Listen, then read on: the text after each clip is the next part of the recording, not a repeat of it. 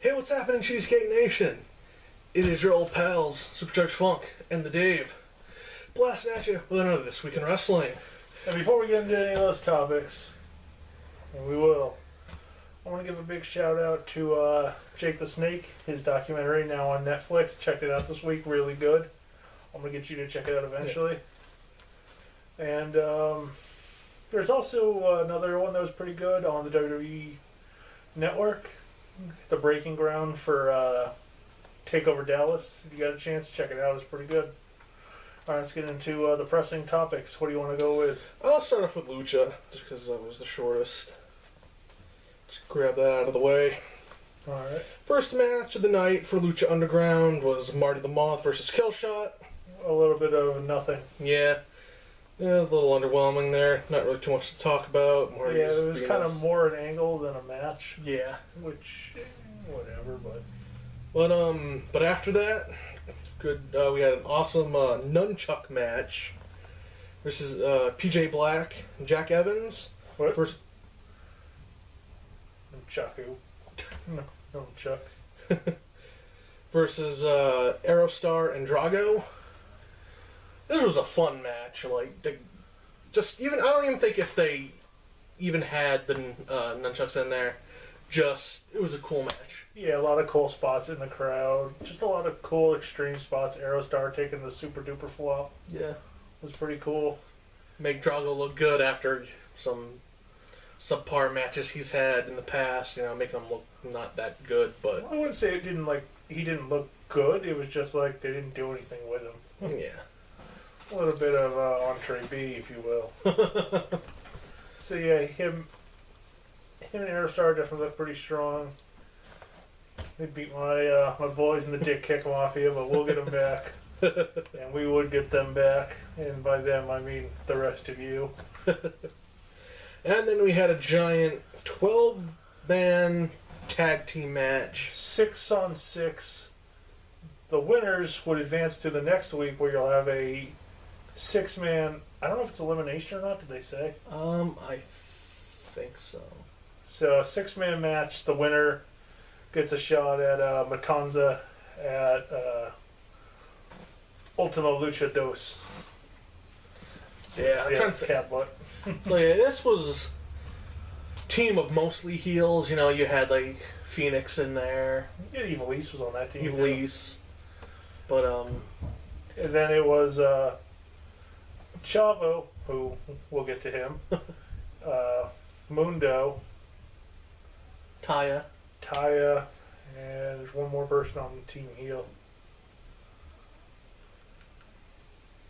Marty wasn't there. It wasn't Marty. I'm trying to think, who the hell was it? But anyway.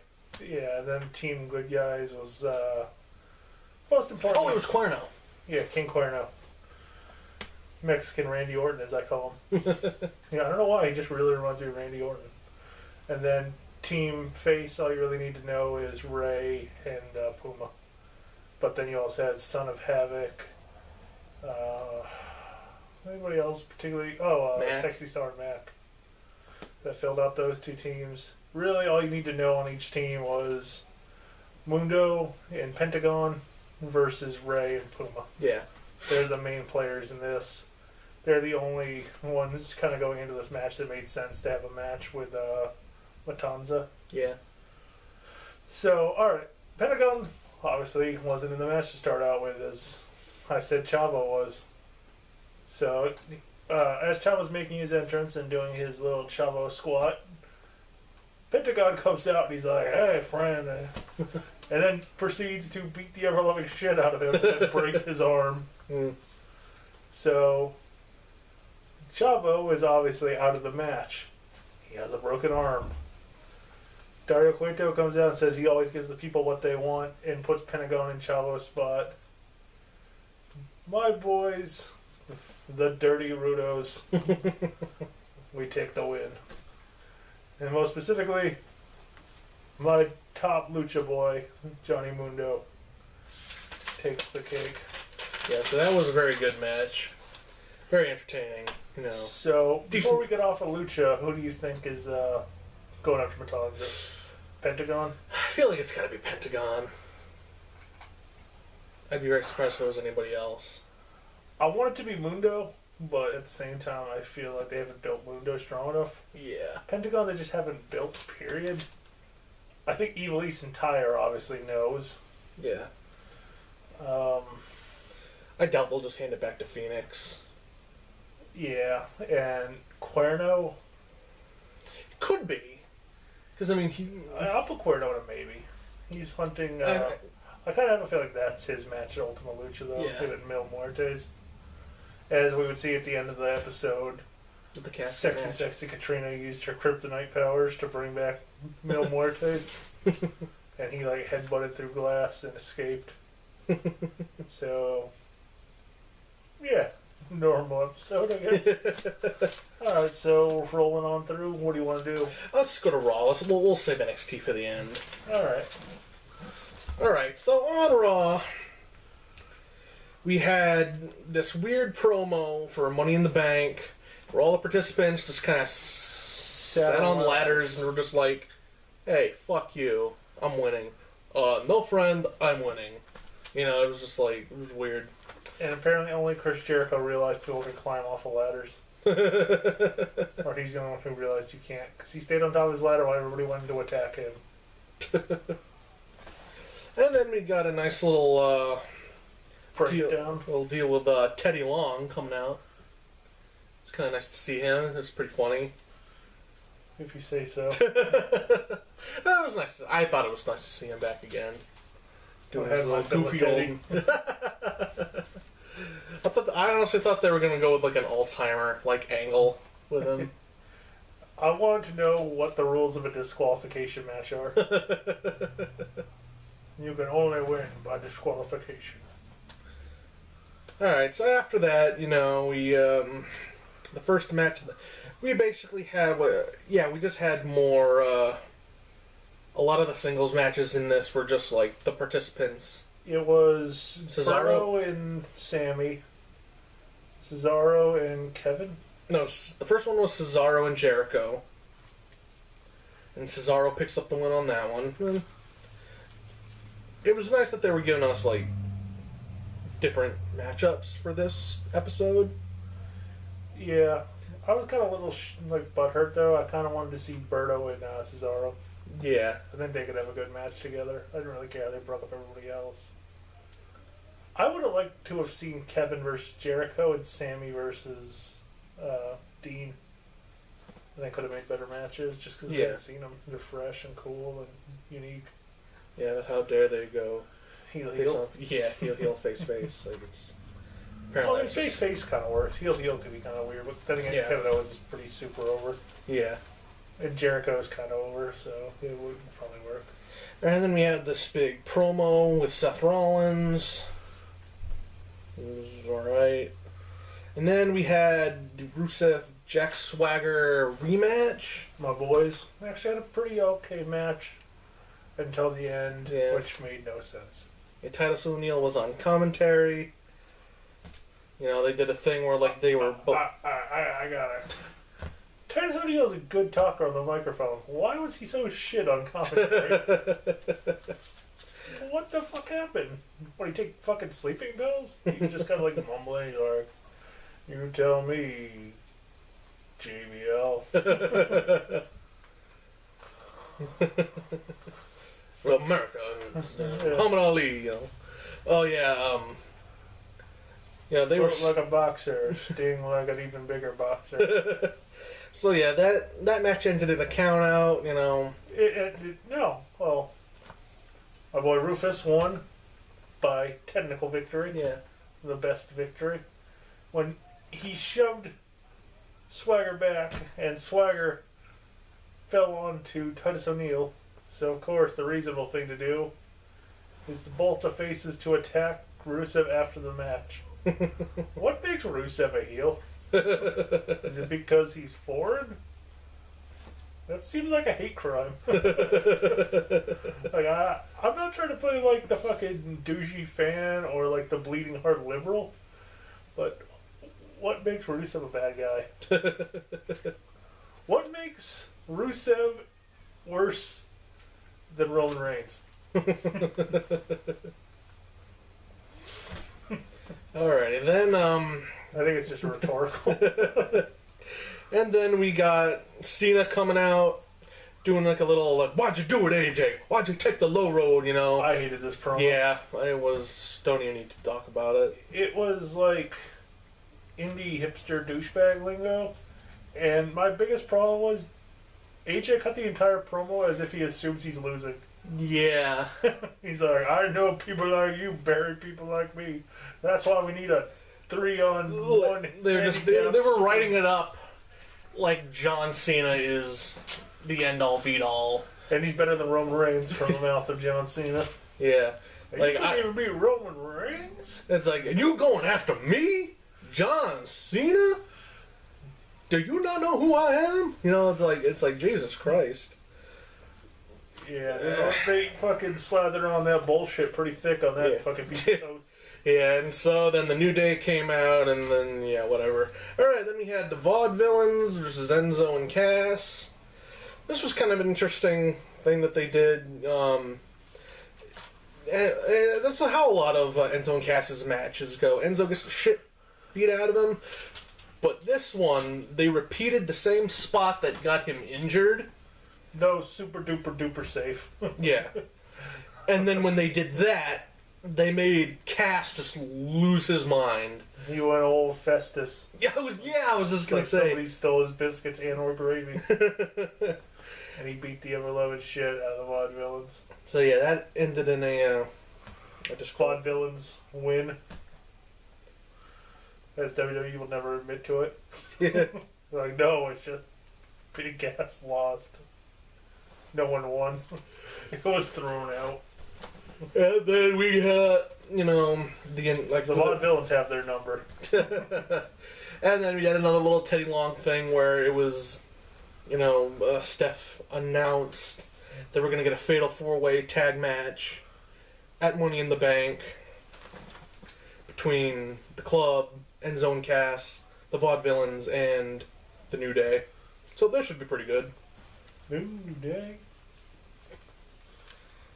And then we had Sami Zayn versus Del Rio.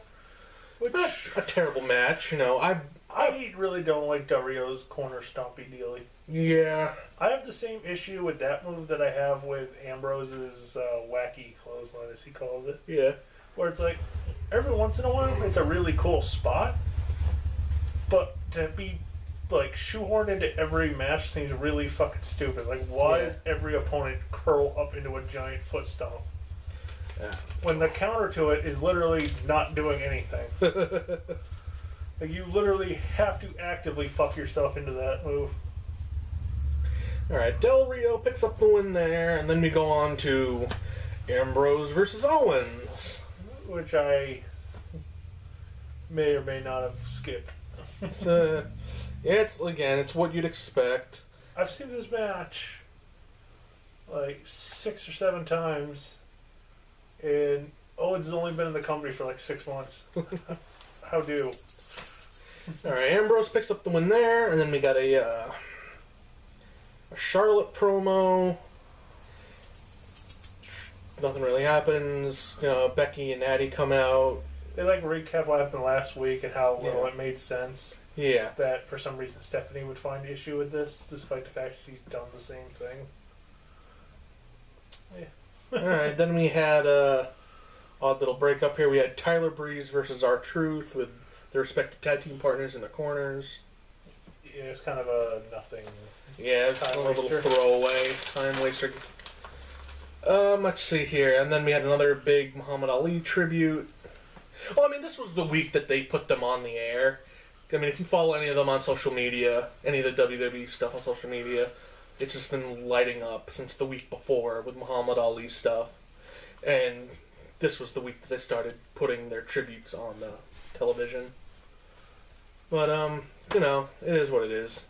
Even if you're not a big boxing fan, you gotta give the respect to Muhammad Kind of like Ali. saying, I'm not too big into gospel, but Elvis.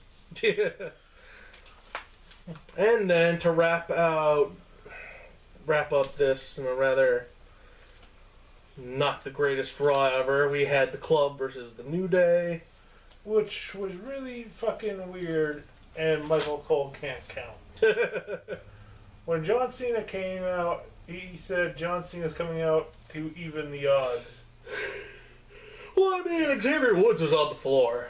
He was out, so that These I are can not the understand. same thing. I mean, I understand what you're saying, but I think his reasoning behind that, because Xavier Woods was Good. knocked out. They were even odds at one point. That's not how like fighting works. You don't like knock out the first guy and they get like a substitute who gets to come in halfway through the match and not have to wrestle any other fucking times.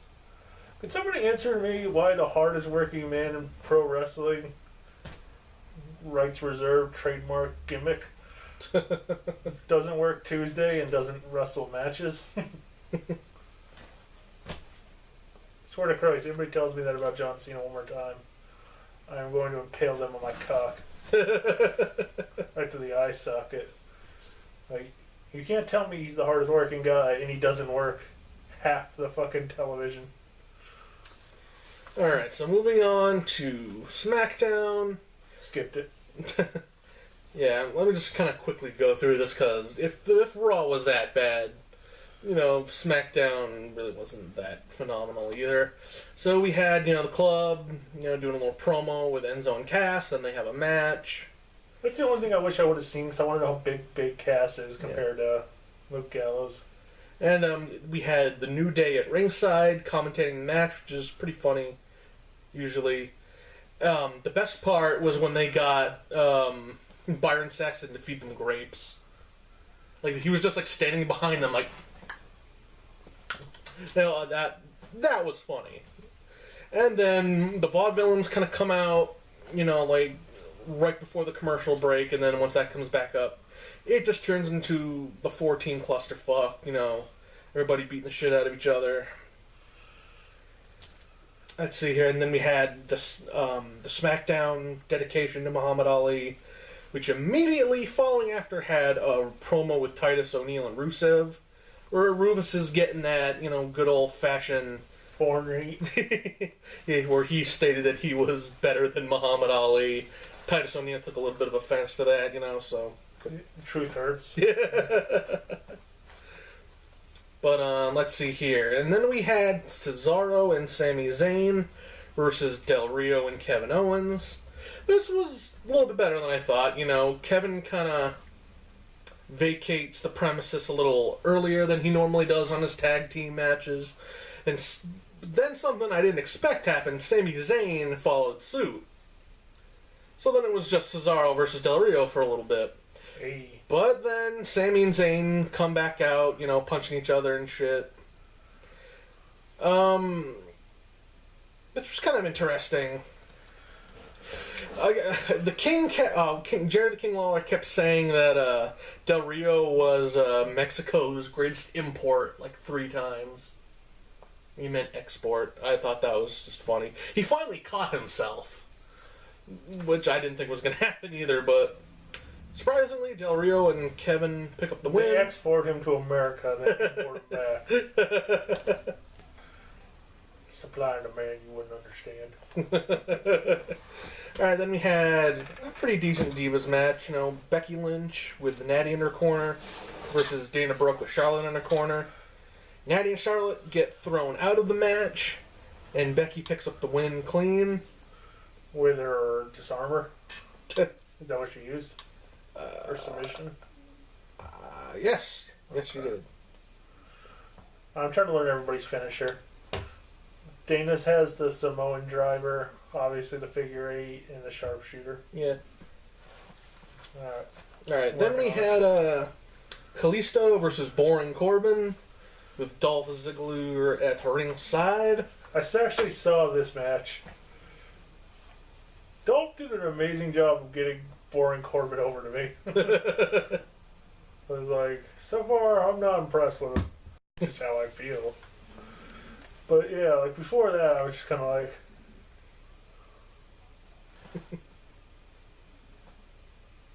I don't think they can tell what you're doing with the mask on, dude. I think you can see it wiggling. Just kind of yawning and chewing nothing. Like a fucking cow. Alright, then we had a kind of funny Sheamus TMNT promo where he's just telling people, that he's a big star now, that they should all go and like pick up his lunch and take his bags and shit. I heard a lot of people bitching about this promo because they felt it was racist. Didn't see it, so. Well, He told Apollo Crews to carry his bags or something. yeah. And then Crews. Did he say it in a racist way? I don't think so. Was it just like, hey, you're a new guy, this is how wrestling's always worked? I don't know, I just thought like a lot of people had like a bitch fit. It's not like everybody, like, I'm trying to think who else was there. Like, I know Truth and Goldust were there. Was he like, hey, Goldust, I think Paige was Truth there. and Apollo carry my bags? I want to say Paige was there? I could be Or wrong. wait on Del Rio? I can't remember. Stop reminding me about that. No, I refuse. I don't want to think about that. And then we had, for the main event, Ambrose versus Jericho. Sounds... Jericho wins. Big deal. Oh, I heard about this. Because on WWE.com they said Jericho stole a win, but it's like clean as fuck. Yeah. Way to go, WWE.com. We look like fucking idiots. Alright, on to the big Speaking of which, before we get into the WWE.com did a fucking thing, and according to them, the best catchphrase in the last 10 years was, I'm not a good guy. I'm not a bad guy. I'm the guy. The correct answer is CrossFit Jesus. Just saying. Who did they ask? Roman Reigns, and that was it? Vince? Wasn't Vince just like, tell them what I like. Because they don't know what they like. I tell them what they like. Oh, Alright, time to go into NXT. something that was actually really good. Alright, so we started out with Which was Ty Dillinger. versus Cien. I can't remember his full name. Something. This was probably the weakest match of the night, but still wasn't a terrible match. Yeah, I'm not too big into the CN guy. He had tearaway suspenders and this weird little like white fedora with a fucking He giant throws feather in it. horrible elbows. That's all I pretty much took away from this match. Ty Dillinger had a weird costume And his too. finisher is a fucking flying cock meat sandwich. I don't like it. I don't. Yeah. So that was just that might as well have been the pre-show. Like it. Then we get into some really good match. Like all these matches, I actually have them written down. They were all good. Yeah, I heard a lot of flack about the main event. We'll talk about it when we get there. Yeah. All right. So the first one is the tag team match versus the Revival versus My boys. American Alpha. Not my boys. And again, this was I love watching these two teams. Yeah. For being big dudes, they do a lot of quick, very Well, Jason Jordan's a acrobatic big shit. dude. Like Chad Gable, not so much. I don't like the cum rag. Get rid of it. It's John Cena's gimmick, and I don't like that he does it. He just like, oh, my sploosh rag. So yeah, like, this is one of those matches where you weren't sure where it was going to end, but it ended with the Revival picking up the tag team belts. Fairly clean too, which was kind of impressive. Yeah. And you want to talk about what happened at the end of the match? All right, so apparently I'm the only person that knows what Paul Ellering looks like. Apparently. So, at least one Samoan guy, I don't know what the other guy is, he might also be Samoan, but these big fucking mongoloid fucks came out and like went avalanche all over the fucking American Alpha and splooshed them after my boys left with their tag team titles that they won and deserved. So yeah, so I assume they're setting up that match, and they're probably going to do Revival versus Team Indie-rific. So yeah, we'll see where they're going with that. So alright, so you get two big bastards. Paul Ellering comes out on stage, the crowd chants, "Who are you?" High face palm. They're like, "It's Paul Ellering." They're like, "What's he doing here?" And I went, "Well, his daughter's here. Maybe visiting her." But, they can't hear me. I speak the logic. So even if I was there, they couldn't hear me. Dude. That's going to be a thing from now on. Just... So yes, Paul Ellering was there. Alright, let's continue on. Alright. Then we had Austin Aries versus Shinsuke Nakamura. Again, really good match. I mean, Shinsuke always puts on a good show. I'm generally not a fan of Austin Aries, but I think he had a really good showing in this match. Did a lot of cool stuff. Still not a fan of the Last Chancery. Like I said it last week. Yeah. You reverse the pressure. Like if you take your hand that is free from the Last Chancery, grab your own wrist, you negate all of his pressure.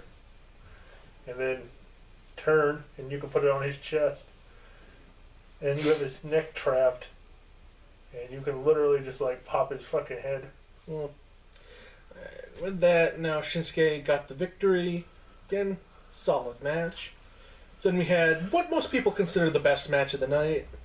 It was Nia Jax versus Women's Champion Asuka. Really good match. They didn't... Usually when you have somebody who's as like big as Nia Jax, especially in like the women's division, you usually make her just like unbelievably strong. Like, I'm surprised they didn't give her the belt. You know what this kind of reminded me of? Like a good Sting Vader match. Yeah. Like both of them came out really strong. Like Asuka had to put in a lot more offense to get the job done that she normally has to do. Nia Jax got her like big, beefy like moment at the end, and then she just got like her head kicked off, Todger style. So yeah. Yep. End of the day, my bae walks out with her title. They kept Nia Jax looking strong. We'll see where they want to go with Asuka in the future. Yep. Alrighty. And then to cap off the night, we had Samoa Joe versus Finn Balor in a cage match for the NXT Championship. Like you were saying, a lot of people weren't big fans of this match. I liked it. It started out really fucking slow. Yeah. It is like painfully slow in the beginning, but then it got good. So I think that probably turned a lot of people off. Yeah. Because there's like, the first 4 spots of the match are like, I'm going to throw you into the cage. Oh, no, you're not. Oh, I'm going to throw you into the cage. Oh, no, you're not. Oh, I'm going to do it now. No, yeah, but once not. they finally got to that point, that's when it cranked up. Yeah, I mean, I really enjoyed it, but it wasn't my favorite match of the night. I think that's probably the fairest way to put it. Yeah. Joe won with the Brett's Rope Muscle Buster. Oh my god, that was nuts. Surprised Finn Balor's still alive after that shit. But yeah, good on Joe. I've always been a big fan of Samoa Joe. Yeah, I'm curious to see where they're going to go with Balor if he's going main roster now. And who knows? Like, people have been talking about that for months, and just nobody's really heard anything about it. People keep like denying it, saying, "Oh, maybe," But at the end of the day, it never happens. And I don't think it'll be televised, so minor spoiler alert. If you guys don't want to hear anything, the video's pretty much wrapped up. Just one tiny little thing. All right, there was your warning. They did some show, NXT show, and Bobby Roode made his debut. I don't know anything else about it other than that. Yeah. So I assume we'll be seeing him down the line. Alright guys, with that, I think that's pretty much all we had to say for this video. Yeah, I don't, A little bit of a cleaner, quicker video, I think. Yeah, not really so much going on, but with that, guys, we are going to end it here. Hope you guys enjoyed the video. Don't forget to like, comment, and subscribe to become a member of the Cheesecake Nation today. I'm Dave. And I'm Super Judge Funk. We'll see you guys next time.